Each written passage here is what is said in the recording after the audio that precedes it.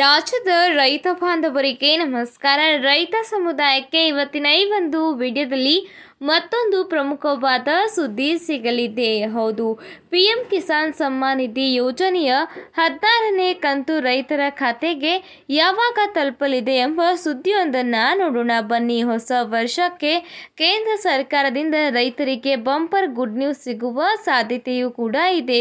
ಪ್ರತಿಯೊಬ್ಬ ರೈತರು ಕೂಡ ವಿಡಿಯೋನ ಸಂಪೂರ್ಣವಾಗಿ ನೋಡಿ ಮಾಹಿತಿಯನ್ನ ತಿಳಿದುಕೊಳ್ಳಿ. ಅದಕ್ಕೂ ಮುಂಚೆ ನೀವಿನ್ನೂ ಕೂಡ ನಮ್ಮ ಚಾನಲ್ಗೆ ಸಬ್ಸ್ಕ್ರೈಬ್ ಆಗಿಲ್ಲವೆಂದಲ್ಲಿ ಈ ಕೂಡಲೇ ತಪ್ಪದೇ ಸಬ್ಸ್ಕ್ರೈಬ್ ಮಾಡಿಕೊಳ್ಳಿ. ನಾವು ಹಾಕೋ ಪ್ರತಿಯೊಂದು ಹೊಸ ವಿಡಿಯೋಗಳು ಮೊದಲು ಬಂದು ನಿಮಗೆ ತಲುಪುತ್ತದೆ.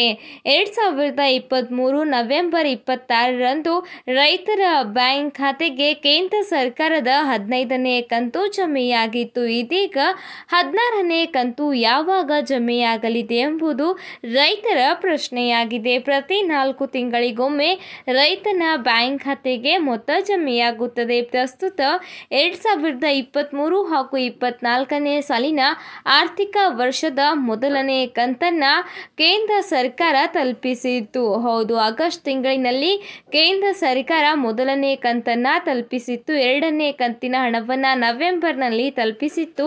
ಇದೀಗ ಪ್ರಸ್ತುತ 2023 ಹಾಗೂ 24ನೇ ಸಾಲಿನ 3ನೇ ಕಂತು ಇದೇ ಜನವರಿ ಮೊದಲನೇ ವಾರದಲ್ಲಿ ತಲುಪಿಸುವ ಸಾಧ್ಯತೆ ಇದೆ ಎಂಬ ಸುದ್ದಿ ತಿಳಿದು ಬಂದಿದೆ. ಹೌದು, PM ಕಿಸಾನ್ ಸಮ್ಮಾನ್ ನಿಧಿ ಯೋಜನೆಯ ಫಲಾನುಭವಿಗಳಿಗೆ 16ನೇ ಕಂತು ಕೂಡ ಅತಿ ಶೀಘ್ರದಲ್ಲೇ ಜಮೆಯಾಗಲಿದೆ.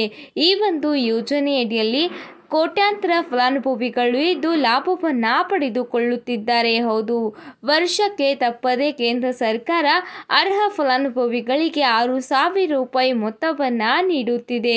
ಈ ಒಂದು ಯೋಜನೆಯಿಂದ ರಾಜ್ಯದ ಲಕ್ಷಾಂತರ ರೈತರು ಕೂಡ ಲಾಭವನ್ನು ಪಡೆದುಕೊಂಡಿದ್ದಾರೆ.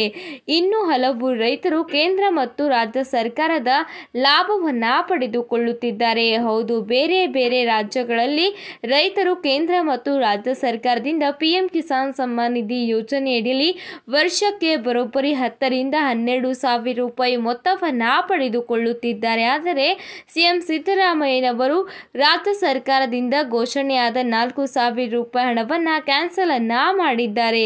ನಿಮಗೆ ಕೇವಲ ಈಗ ಕೇಂದ್ರ ಸರ್ಕಾರದಿಂದ ಮಾತ್ರ ವರ್ಷಕ್ಕೆ 6,000 ರೂಪಾಯಿ ಜಮೆಯಾಗುತ್ತದೆ. ಒಟ್ಟಿನಲ್ಲಿ 16ನೇ ಕಂತು ರೈತ ಫಲಾನುಭವಿಗಳಿಗೆ ಅತಿ ಶೀಘ್ರದಲ್ಲೇ ತಲುಪಲಿದೆ. ಇವತ್ತಿಗೆ ಇಷ್ಟೇ ಫ್ರೆಂಡ್ಸ್, ಮತ್ತೆ ಸಿಗೋಣ ಹೊಸ ಸುದ್ದಿಯ ಜೊತೆಗೆ. ಅಲ್ಲಿ ತನಕ ಈ ಒಂದು ವಿಡಿಯೋನ ಲೈಕ್ ಮಾಡಿ, ನಿಮ್ಮ ಸ್ನೇಹಿತರೊಂದಿಗೆ ಮರೆಯದೆ ಶೇರ್ ಮಾಡಿ. ಧನ್ಯವಾದ.